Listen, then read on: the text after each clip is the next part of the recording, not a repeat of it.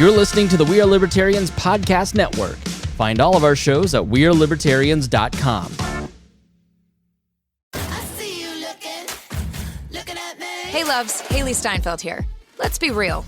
When I'm on the red carpet, everyone wants to know whose dress I'm wearing. But here's the thing. We're so focused on those details, we're missing something that's actually way more important. Breast health. It's wild. Breasts get so much attention, but they're still so ignored when it matters most. Don't know what I'm talking about? Tune in on February 9th and visit yourattentionplease.com. That's yourattentionplease.com. See you then. You found your person. Now let the Knot help you with everything else. The Knot connects you to the wedding inspo, vendors, venues, and planning tools you need to make your day totally you.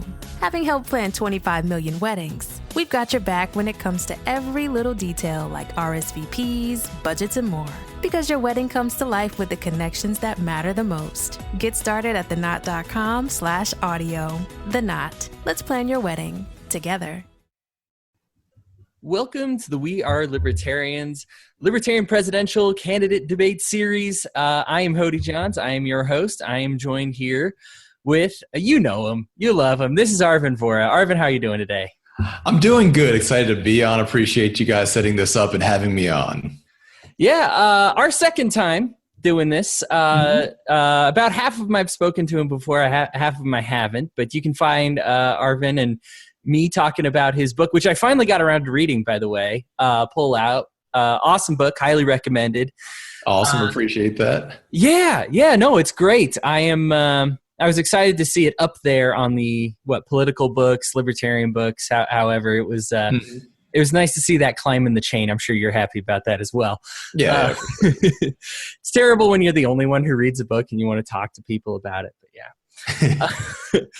So let's get right into it. We're asking the same question of all the presidents, just so we can do, or all the presidential candidates, just so we can do an apples to apples comparison to everybody, so that they know where you stand on the issues. And of course, you'll be invited to many debates in different forums, and we'll give you the hardball questions later. But this is just so that we know what President Arvin Vohra would look like. So first things first, every other question is political. So aside from this first one, just tell us about yourself. Who are you? What you do? Occupation, family, whatever you think's important outside of your political life. Sure. I mean, a lot of it's tied into my libertarian journey. I am an entrepreneur. I founded my own education business when I was 22. I'm 39 now, so it's been in business and it's grown and changed. So I've really been very fortunate to be involved in a business where I'm free to innovate constantly. We can bounce ideas off each other, come with new and better ways of doing things.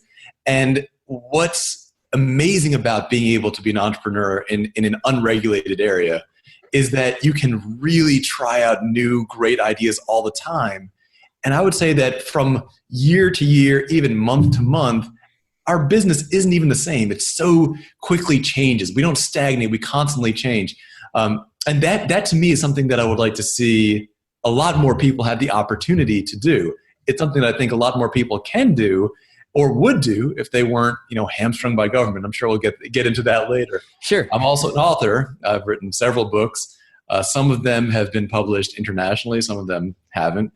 Pull Out because of its incendiary content. I'm not waiting for it to be published in China anytime soon. However, my book, The Equation for Excellence, How to Make Your Child Excel in Math, that was published both here and abroad in China.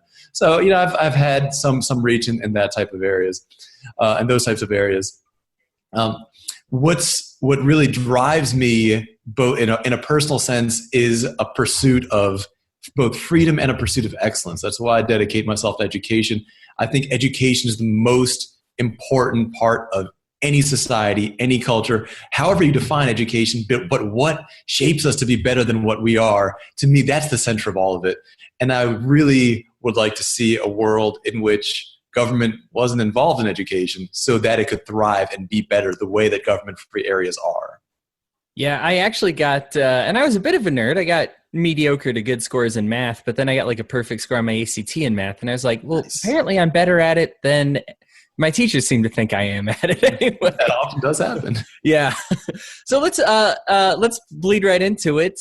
let's get your libertarian journey. Where did you start? I find nobody's really native to it. Everybody seems to get there. So how did you get there? I got there earlier than most people. I at a very young age, I wanted something that was what I thought the Republicans said they were about economically and what the Democrats said they were about socially. A friend of mine told me about the Libertarian Party. And that made me a libertarian, but maybe more nominally. What really changed that, what made me more active, was seeing how much damage government does to education. And I wanted, because of the way that my business is, we work with students from public schools and private schools, homeschool, all these different methods of education. And I wanted to be able to stop the damage that government is doing to the younger generations, that it continues to do, that continue to have repercussions on people as they grow up. I wanted to be able to stop that damage. And that damage comes from government. To me, getting government out of education, ending all government schools, all government subsidized schools, all government regulated schools, all government funded schools, to me, that is one of the most important things that we can do to improve the United States.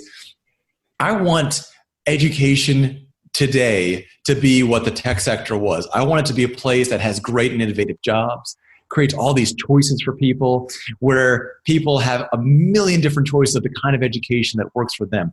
I want true free market education with no government involvement of any kind. And so that, to me, was what really transformed me from, the kind of passive, just, I called myself a libertarian, but didn't really do anything about it, to someone that became much more passionate. To me, getting government out of education is one of my number one goals. Gotcha. That's kind of the driving force behind your journey, was seeing how much better people were with the government outside of it, how much better it would be with entrepreneurship. Awesome. Well, that kind of leads right into my next question. We're going to go 1, 2, 3. We're going to talk about your priorities as president, the biggest problems you see facing the country, what they are, and how you would fix them. So problem number 1, what's the top of the list? I think based on your previous answer, I might know, but hit us with it.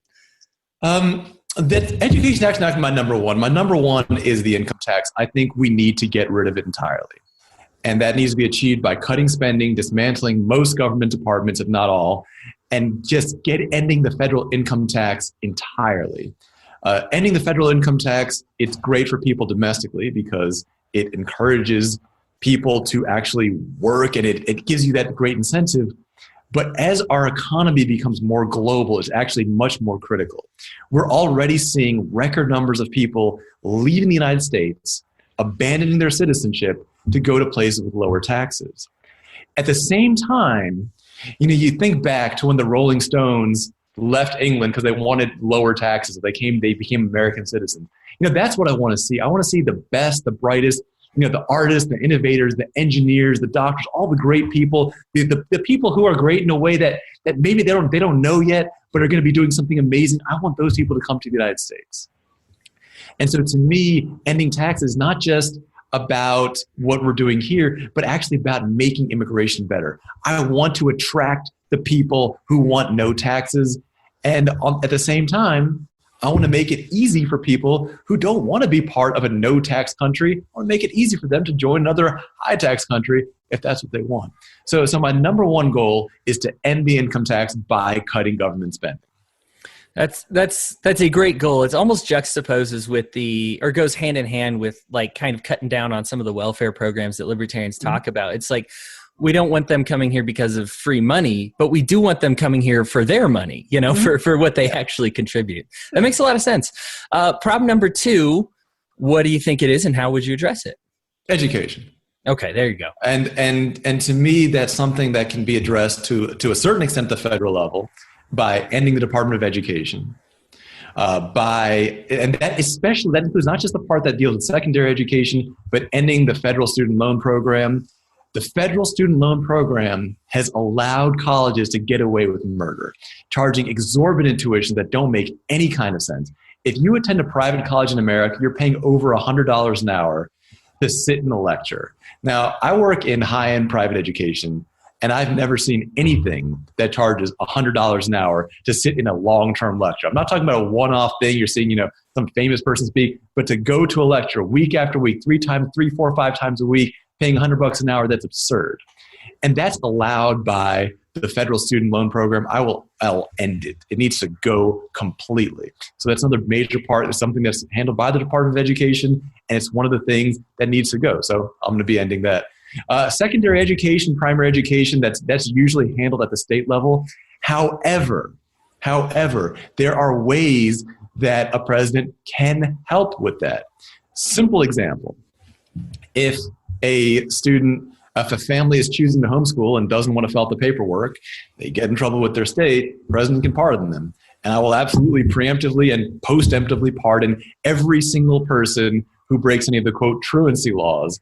To me, only the parent, the families, the individuals, are those the people who should be making all of the educational decisions. So I will use the power of the presidency in every way that I can to really end government-funded and government-subsidized, government-regulated, and government-run education.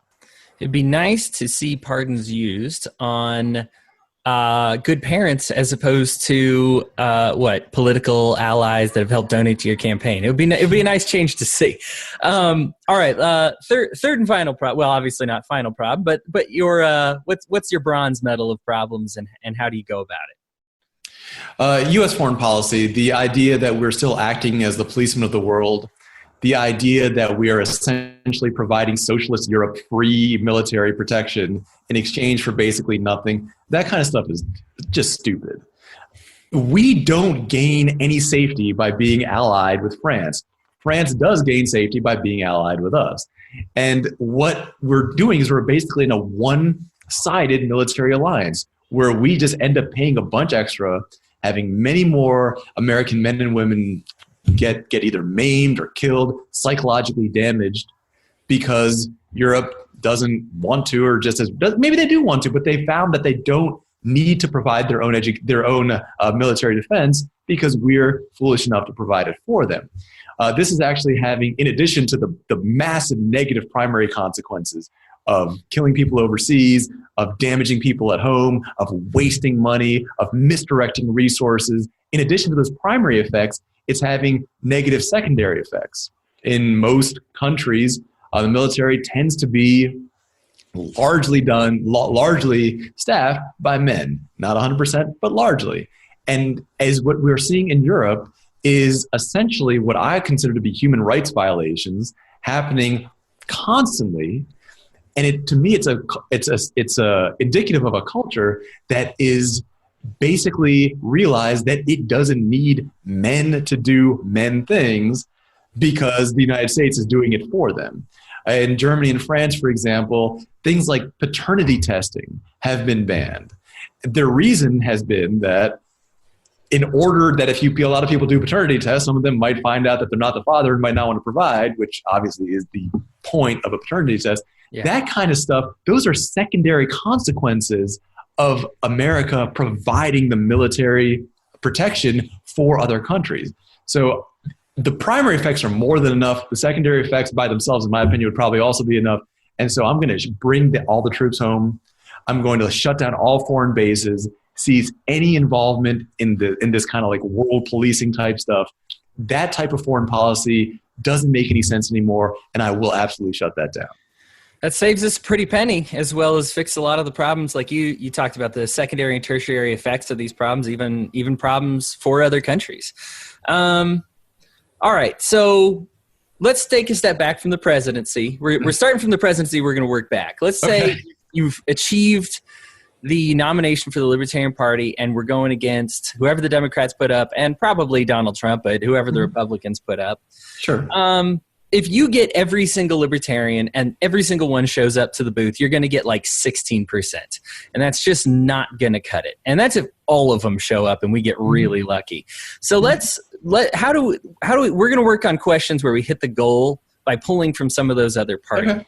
Sure. So let's say I'm a social liberal. I'm really concerned about the disparity between the relationship with police. I'm concerned about the relationship between whites and minorities.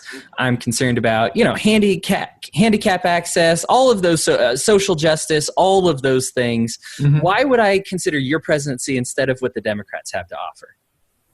Sure. So chances are, if you are a strong believer in government-funded social welfare, I mean, you probably won't. However, if your concern is more the kind of government abuse that goes on, which to me is far more significant than any minor benefit that people might perceive from social welfare programs, then you're going to want to take my campaign very seriously. And here's why. Number one, I've already pledged publicly in the media, on Facebook, everywhere, that on my very first day, I'm going to pardon Ross Ulbricht, Edward Snowden, and Julian Assange, as well as all nonviolent drug offenders, all nonviolent drug users, all nonviolent drug kingpins, that's people like Ross Ulbricht. All these people who aren't doing anything to anyone, I'm going to pardon all of them.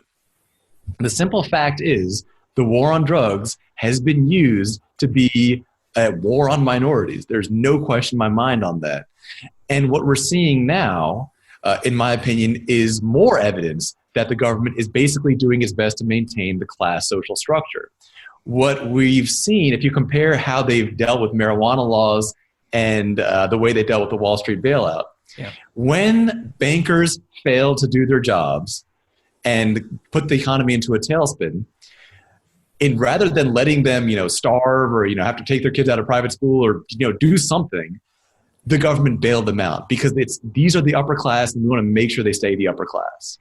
At the same time today, you have all these marijuana sellers in prison, many of whom are minorities. Yeah. They're not the ones who are reaping the benefits of this marijuana boom. The people who are getting the benefits of the marijuana boom through careful regulation and all kinds of stuff are, again, people who are already upper class. And what we see is there's no question that government is working to actively maintain that class structure. If you want to see that somebody who just doesn't care about overturning the class structure, that's me. I will not allow the government to keep doing that. That's why I'm going to have blanket pardons and why I simply will not, under any circumstance, allow any bailouts. If you were rich and you got used to a certain lifestyle and then you were incompetent, now you're going to be poor. That's how the free market is supposed to work. If you do things poorly or incompetently, you get poor. And that's what should have happened to all those Wall Street bankers. They should all be on the streets right now. If I'd been president at that time, they would be on the streets right now. Unfortunately, I wasn't. And what happened, they kept doing what they were doing. They did some of the same damaging things later on intentionally. Many people suggest that Goldman Sachs actually did what it did accidentally in America on purpose later on in Greece. We're rewarding bad behavior, and that absolutely needs to stop. If you want to see an end to a government-enforced class structure, I am your candidate. Awesome. That is something, I think, even just by freeing them, I think 93% of the federal incarcerated people are victimless crime. And that's a lot of families reunited if you think about it. I haven't considered it that way, that you're really replacing, you're saying, because people say, oh, we legalize drugs, but you got to jump through all these hoops. And those hoops really are easy to go through if you're the established, I'm able to hire lawyers, I'm able to do this paperwork. That's a unique take. I like that. All right, let's talk to the other side of the social spectrum. Let's talk about the social conservatives. Let's say we're concerned about, my church had to take down its cross because it's visible from a highway. I'm concerned about the attack on traditional marriage. I don't like, I'm scared of kind of immigration issues and thinking they're taking, well, I guess the jobs thing, we're going to address the economy part later. But just as far as the social issue goes, when you're social conservative, you're scared about your traditional way of living, your culture. What would you say to those people is why they should support you instead of, say, Donald Trump? I think it's really important to distinguish from actual traditions from made-up traditions. When we talk about marriage, government-run marriage is a new phenomenon. It is not the traditional way. It's not how the founding fathers were married. It's not how people for thousands of years were married. Government doesn't belong in marriage at all. I believe that if your church is willing to do a marriage, then that's up to your church. Or if your secular organization, that's up to them. I don't believe that government should be involved in that at all. When it comes to freedom of expression, if you want to put a cross or a burning cross or whatever, that should be your right. Now, if you put a bunch of racist stuff in front of your business and your business goes out of business, don't come crying to me because there will not be any bailouts of any kind. If you were rich and made a weird decision and now you're poor, well, now you're poor. That's just how it is. One of the big areas, and this is an area where I do disagree with the former presidential candidate Gary Johnson, is the question of requiring businesses to provide services. I don't believe in that at all. I believe that if you want to refuse service to anyone for any reason, whether it's a good reason or it's kind of a silly reason, or maybe something that I think is a stupid reason, you think is a good reason, whatever, that's your right. It's your business. Provide what you want with that business. As an entrepreneur myself, I know what it means to run a business. You put everything of yourself into it. You put your heart and your soul. And if somebody says, use these skills that you've built and developed to do something that you don't agree with, that to me is a very personal violation. And I would not stand by that at all. If you are a social conservative and you want to refuse to provide a particular business, and you do and you get in trouble for it, I'm going to pardon you right away. If it's a racist reason that I disagree with, that's not your problem. That's my problem if I disagree with it. As long as you do not hurt anybody or steal from anybody, I'm going to have your back. And I will pardon you immediately. You will not even have to enter, or maybe you need to get into the courtroom before I can pardon you, but as soon as I can legally pardon you, I'm going to pardon you. And so that is to me my message to social conservatives. The second part of that is most social conservatives, not all, but most, deeply believe in personal and individual responsibility. And that is something that we share, that is something that I'm willing to absolutely fight for. That's why I want to end the welfare state. I don't think it has any business in a free market. That's why I want to return complete control of education to families. Again, I don't think that government should be involved in family decision making. Awesome. Let's flip it. Let's talk about the economic side. So let's say I'm of a liberal mindset, and I just really am, I hate seeing these big fat cats get their tax breaks.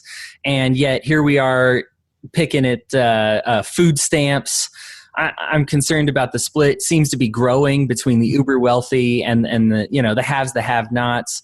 And I just want to see this gap kind of get closer together. I might like what the Democrats are saying right now.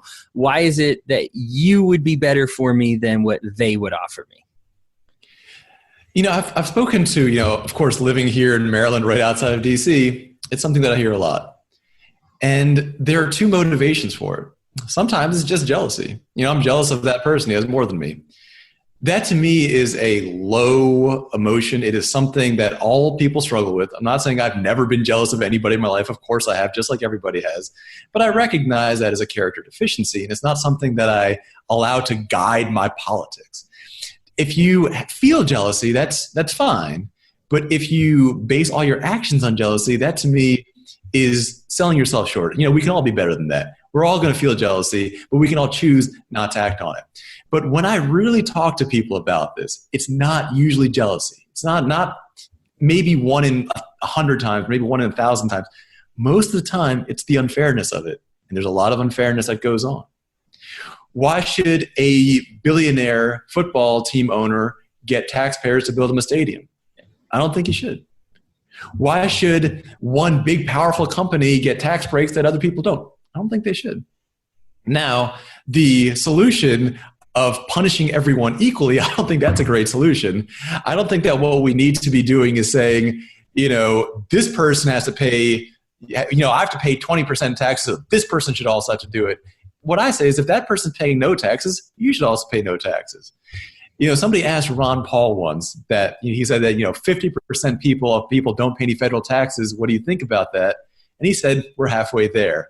And that's how I feel. I don't want to add more taxes to the wealthy. I want to remove all taxes from the not wealthy. And the special privileges that we see government handing out, I want to end those special privileges. Those are morally wrong. Those are unfair. They're unjust. They have no place in any kind of a decent society. My way of doing that is not to give everybody special favors, but to give nobody special favors. I want government to be so small that it cannot give anybody unfair special favors. Listen, you and I, the people listening to this, we're not the people getting the special favors. We should be fighting against those special favors, not by saying take away the tax breaks from the wealthy, but by saying give tax breaks to everyone. As somebody who wants to end the income tax, obviously that is one of my major priorities. You'd rather see an equality in freedom as opposed to an equality in punishment. I think that's a much better system of messaging there. Flip it over to the Republican economic side now. I hate the fact that everybody's attacking my boss and trying to extort them.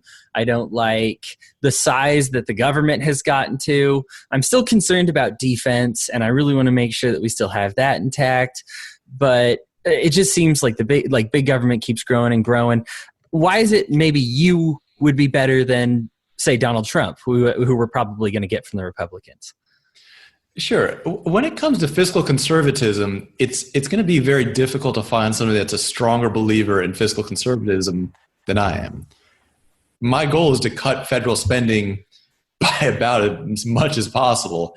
I want to cut federal spending in every way, in all ways, as long as it's something that the federal government doesn't absolutely need to be doing, I'm going to end it. And so if your goal is fiscal conservatism, you're not going to, Trump is not trying to end the income tax. He's not trying to cut spending. He's been increasing spending the way other presidents have. I'm going to cut spending to the ground. Yes, I will be laying off a lot of federal workers. That's part of it. And you know what? That's going to actually help the economy a lot, because those people, they're not idiots. They're hardworking. Some of them are hardworking, and the rest can become hardworking. The reason that I know this is I grew up with two parents, both of whom were civil servants, and both of whom left and then became hardworking. I've seen the beauty of it in action. I grew up with that. It's an incredible transformation to see someone turn from a stifled bureaucrat to somebody who's passionate and hardworking and excited. That's the kind of changes that I want to see. I do want to address one thing for Republicans, because this is something that comes up a lot, and that's the immigration issue. I am somebody that believes in open borders and no welfare. And that scares the hell out of a lot of Republicans. And I want to address that right now. We already have a system of open borders. Detroit is about as dangerous as any part of Mexico. And anybody from Detroit who wants to can go right now to Beverly Hills or Palm Beach. However, the rental prices caused by the free market make that an unlikely move to happen. The only people who move from places like Detroit to Palm Beach or Beverly Hills are rap superstars like Eminem. It's not a very common thing to happen. Mm-hmm. Today, we have a problem with immigration, but it's not an immigration problem. It's a welfare problem. We have people coming to America for welfare. There's no question about it. That's why I want to end the welfare state. I want people like the Rolling Stones immigrating to America the way they did. I want Dyson to immigrate to America. I want every great entrepreneur to immigrate to America. And I know a lot of people say, well, if all these smart people come here, isn't that going to threaten our jobs? No. It's going to prevent your company from going out of business. Detroit already tried the thing about making sure that great skilled engineers from other countries didn't come over there, and they didn't, and the whole thing failed. When they blocked foreign labor, and Detroit successfully blocked foreign labor, in fairness, they said no foreign labor here, and they got their wish, and then they lost everything. We are in a global economy. That means we need the best workers here. My first step in immigration, by the way, in addition to, of course, working at the welfare state, is to just get rid of the H-1 visa cap. Those are skilled workers. Those are the people that help companies survive. Like your IT guy, the computer programmers, the engineers that help your company continue to exist. Those are the people that I want to bring over here. And that's when I want to get rid of the H-1 cap entirely. They're not going to threaten your jobs. They're going to prevent the companies you work at from going out of business. And so I know that immigration can be scary. Trust me on this. The way that I approach immigration is much more about bringing over the best and brightest. I'm not trying to bring it over a bunch of welfare leeches. In fact, there's not anybody who hates welfare more than I do. Sure. Well, if you axe welfare, it's kind of tough to take that incentive anymore, isn't it? That is true. All right. So we're going to take a step back now. We're done. But even before we've made the nomination, let's try to go through your own primary there. Let's talk about the primary within the Libertarian Party and appealing to all those guys. So we got a lot of different factions. I'm just going to break them down into kind of the four big ones right now, just so it's a little easier. But I know you know a thing or two about the factions. Let's start with the left, the Libertarian Socialists, the Mutualists, Mike Shipley, Sam Coppinger, Matt Keno, that type of mentality where they say, I'm still libertarian. I still believe in a voluntary society. I'm just not really, I really want to see the power come back to the people and get away from corporatism and from fat cats. And what would you say to like the libertarian socialists who have a contingency within the party? Sure. Actually, before I say anything to the libertarian socialists, I want to say something to the people that are taking so much issue with them. We have allowed socialism, regular socialism, not what the libertarian socialists. I'm going to talk about what they believe in a second. I'm talking about regular, what the average person thinks is social. We've allowed that by saying that it's okay to believe in government schools in this party. If you believe in universal government-funded education, you can't get mad when Matt Kuehnel believes in universal government-funded healthcare. It's the same thing. They're both socialists. I oppose both of them. However, when it comes to true libertarians, there is such a thing as libertarian socialism. And that is that individuals buy a private property and share their wealth and do whatever they want with it. To me, that's fine. That's perfectly fine. Now, often you see people who pretend they only believe in libertarian socialism start to believe in state socialism right away. That's where we need to say no level of state socialism is okay. You cannot say government schools are okay and then get mad when people say this other type of state socialism is okay. No state socialism, no welfare statism of any kind is okay. I will fight every part of it tooth and nail. I have been fighting every part of it tooth and nail. I fought it so hard that individual state parties, individual caucuses, when I was vice chair, even called for my resignation on account of messaging related to my desire to get rid of government schools. Other issues also came up. Those are separate things, and we can certainly get into those if you want. But one of the big issues was the government schools issue. When I was in Connecticut, which is a little bit more, it's more of a blue state. When I was in Connecticut talking about ending government schools, the amount of backlash I got in that room of just libertarians blew my mind. That mindset must change. Libertarian socialists, if your goal is to share your own wealth and have your own mutualist societies, you know what you need? You need an end to property taxes. Because if you don't have an end to property taxes, that libertarian socialist mindset is never going to happen. I am working to end all taxes. And part of ending property taxes is ending what the property taxes pay for, which is by and large government schools. I want to end all government schools. I want to end all property taxes. Some of those are state things that I can't do directly, but I can certainly encourage other people to do it and use various techniques. And Trump has shown us how a creative president can use a lot of various techniques to make things happen. And I'm going to be doing that for every level of taxation. Awesome. Let's move over to the libertarian right, kind of the capitalists, ANCAPs. You got the Mises Caucus, Michael Heiss, Joshua Smith, some of those guys who just, Tom Woods, Eric July, the guys that relate more to the right side of capitalism, that kind of see a little bit of a threat from the social justice warrior movement, but they really are concerned about economy. Why would you be a better candidate for them than one of the other libertarians they might consider? I mean, that one's going to be kind of maybe almost too easy. I'm a pretty hardcore, outspoken, unapologetic ANCAP, and there's no question about that. Even though in public appearances I message to a minarchist level because I believe in putting forth a message that we can all agree on, I believe I'm an ANCAP. I put ending welfare as one of my top priorities. Ending the income tax is my top priority. So, if you want something that's unapologetically ANCAP, who's going to push those issues, who's going to make the debate about those issues, then I'm your guy. Great. One more extreme faction of the party. Let's just talk about the outright anarchists. Some of them even have a problem voting at all. But they just are, they want to see the government gone, the state gone. The majority of their concerns with libertarian candidates are that they just want to do the state run their way. How would you message it to them to say, no, this is about decreasing or eliminating the state as opposed to just doing the state right? I mean, I think I've proven my credibility with them. There's a lot of people in the hardcore anarchist movement, they get tired of libertarians being, what they call bootlickers, constantly kowtowing to the various symbols and sacred cows of the state. I've made it clear that I'm not backing down from a group just because it's popular. I've said it clearly, and I'll say it again now in case anybody's forgotten. that at this time in history, it is not moral to join this country's armed forces because what they're doing is immoral. At this time in history, it is not moral to join this country's police in any state in the United States because what they're doing is immoral. Being a police officer today is immoral. It is morally wrong. It is not moral at this time in history to be a government school teacher. Working at a government school is morally wrong. And I've said that, and that's a level that most libertarian candidates haven't gone to in the past.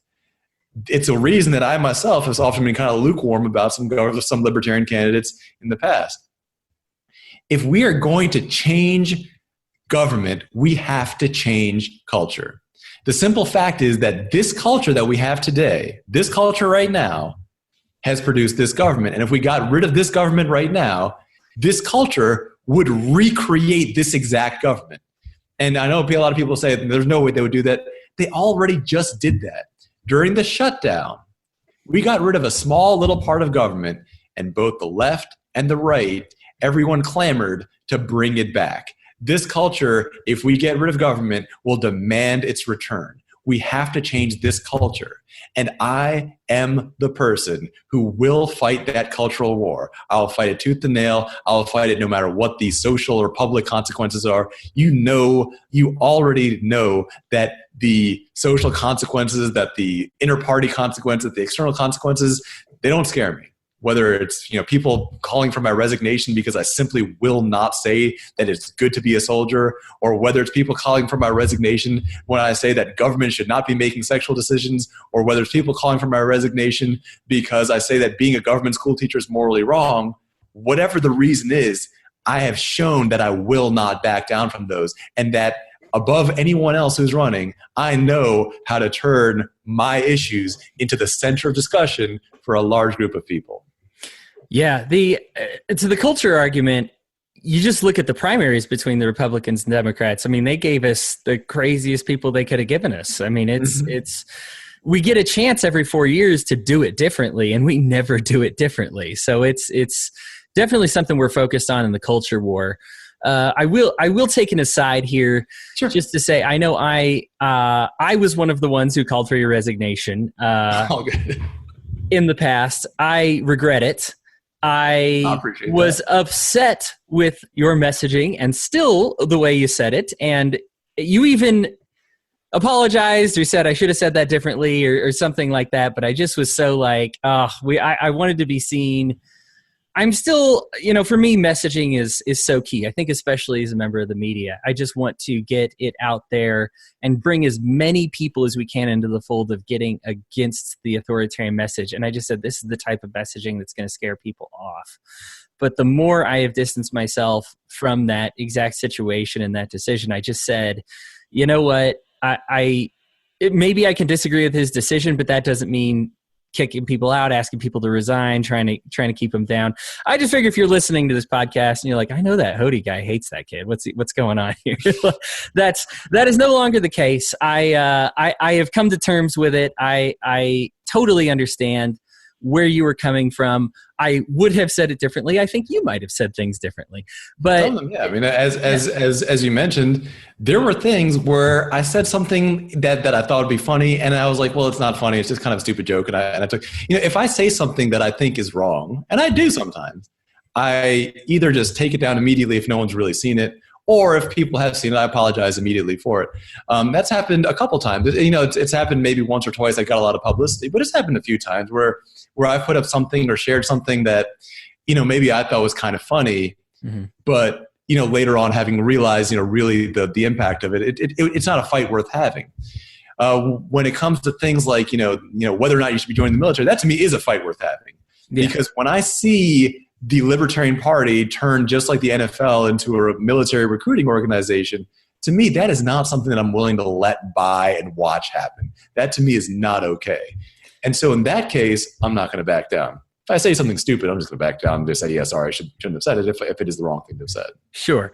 It's, I have said things. I think everybody knows what it's like to say something and regret it. And so I think for me, I'm happy to still have my job here at We're Libertarians and still have said things that I were like, oh, if I could do that episode again, I'd do that episode again. We listen to ourselves those of us who had podcasts from 6 years ago and just kind of say, I don't even think that stuff anymore. I wouldn't have said that at all. I've learned so much more since then. So I just figured I would address that. I'm not trying to throw you a curveball because I know I promised no curveballs in this one. I just figured I'd say that for the audience's sake. I actually thought when you promised no curveballs, I was like, yeah, there's definitely going to be some curveballs. No. None of that. We're just, I'm only bringing that up just so that people understand kind of where if they know the relationship between you and I and Sure. they wonder what's going on in my head.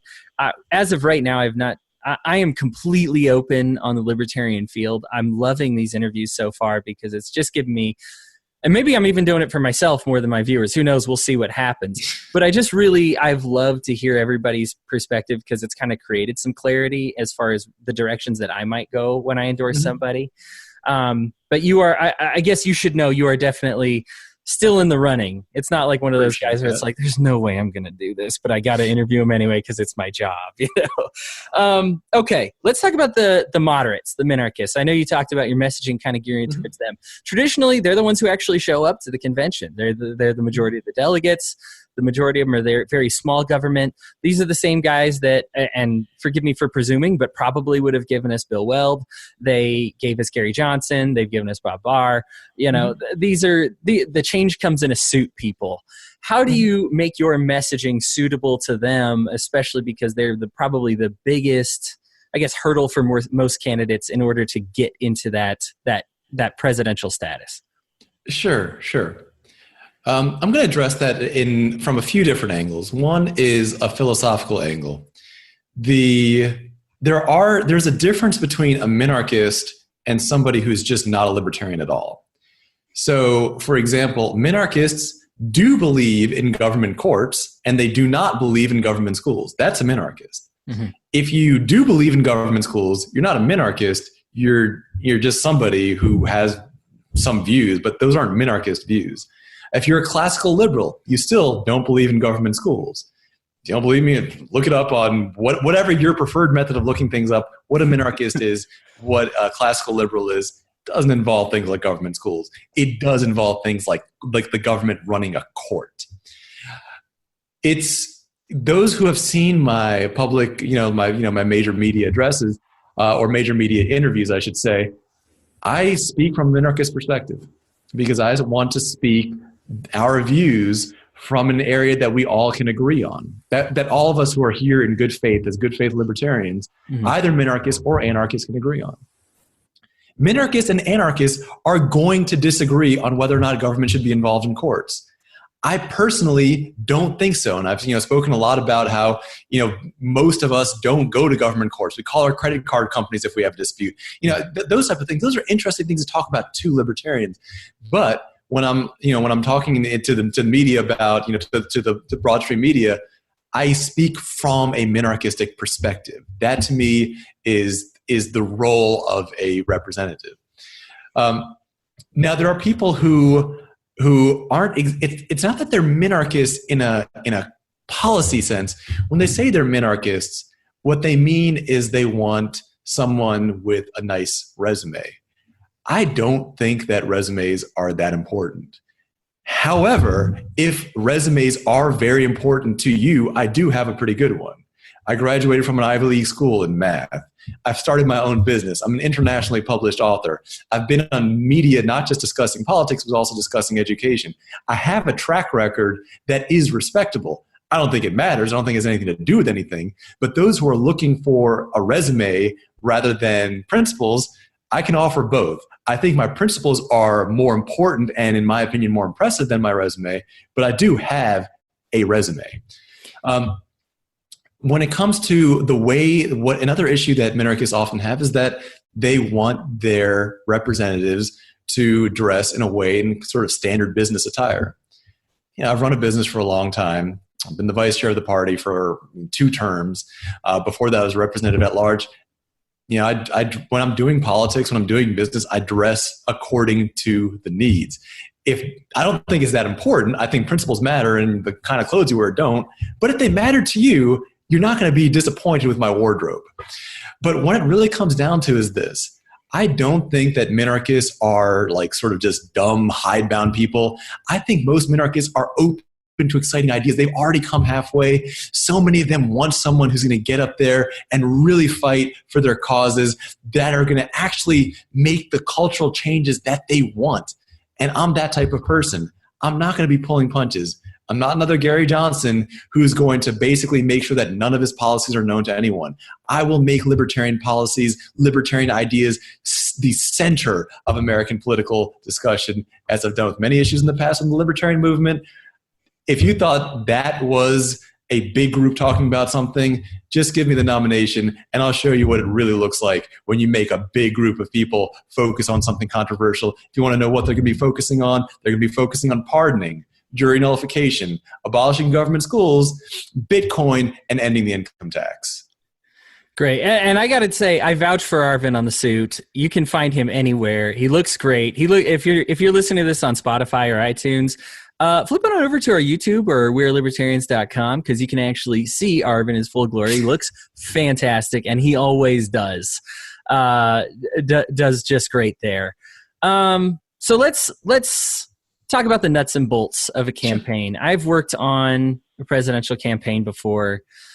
They're long, they're tedious, and the president themselves, or the presidential candidate, spends 90% of their time fundraising. 7%, 8% of the time talking to people or at some big convention making a speech, and the other 2% of the time like sleeping. It's a rough life, and it's something you need a plan for. Do you have a plan in place? If so, what is kind of your plan? What's your structure there? Sure. My plan has been, and this is a plan that's been going on for several years now. I want to give you an example of the scope of things that I've already done as part of this plan. I knew that if I was going to run for president, I would need to be mobile. One of the things that I did is I went through a very complex process of moving my entirely in-person education business into an entirely online education business. Those who work in education can probably tell you how difficult that is. That is something that I've already done in preparation for this.